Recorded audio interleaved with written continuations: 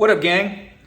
You know, I've gotten quite a few messages, not only on Instagram, but also on YouTube about why did I come to the conclusion to choose these particular bikes. You guys see that I have a R1M, a regular R1.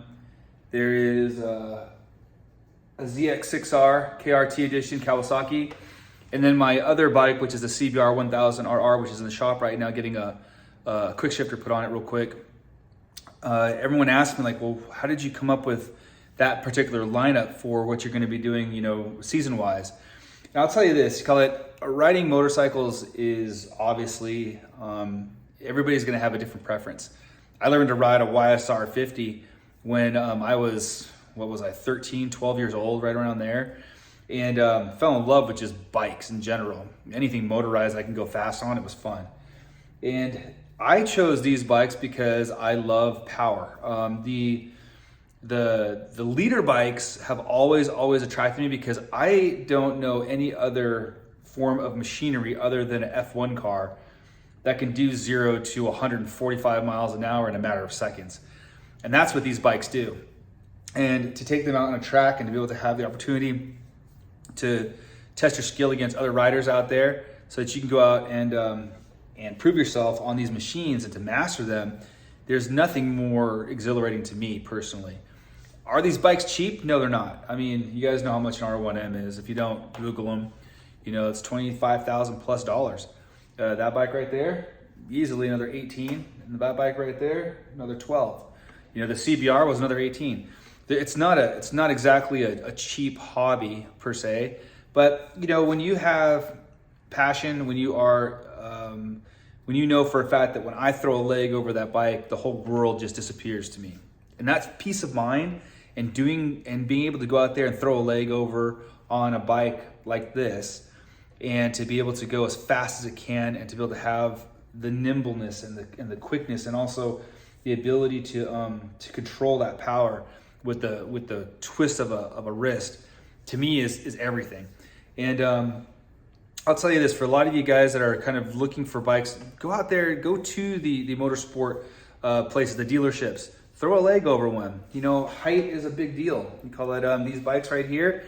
I'm 5, basically 10, and these fit me just right. I can flat foot both of them, or all 3 of them, all 4 of them basically, no problem. But I enjoy the opportunity to go out there and, like I said, just throw a leg over after a long day of trading. You guys know I'm a futures trader. It's very stressful. Once I'm done trading, I love to just go out there and throw a leg over one of these bikes, turn them on, head out to the roads, and just go ride.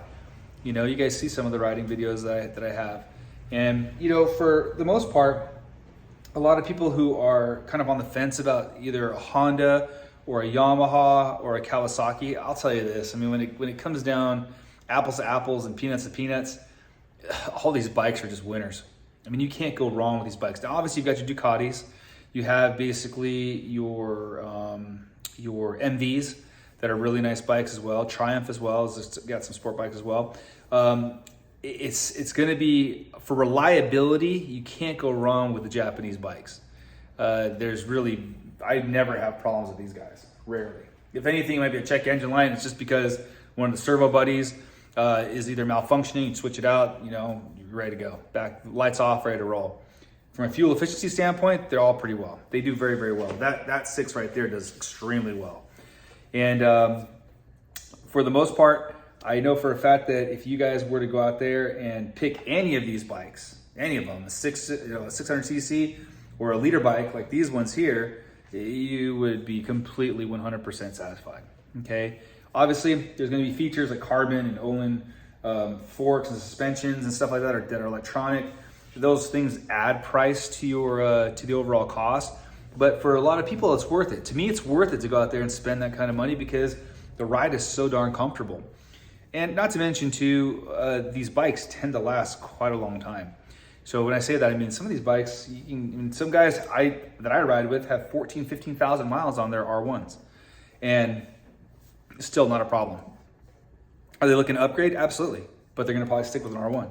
So you just find what works for you, and you make the best of it. I'll tell you guys, if there's anybody that has questions about this, please comment below.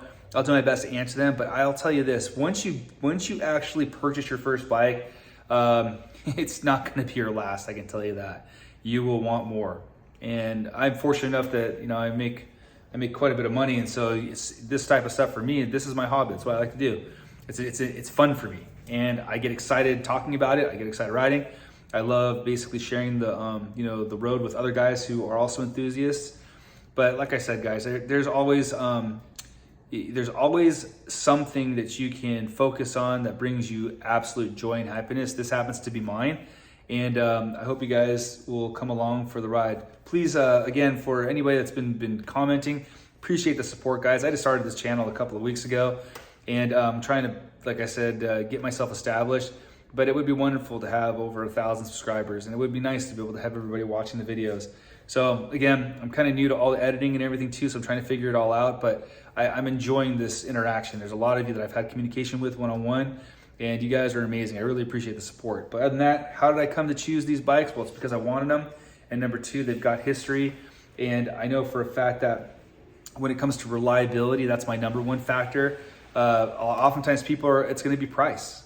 These may be financially completely out of your range, but start with what you can. If it's a 400, moving up to a 600, moving up to a liter bike, moving to maybe a Hayabusa or something crazy like that, a 1400 cc. It's all a matter of preference. And again, guys, what floats your boat, floats your boat. We're not here to judge, I'm not here to judge either. And I want you to basically just have as much fun and be as safe as possible on the road.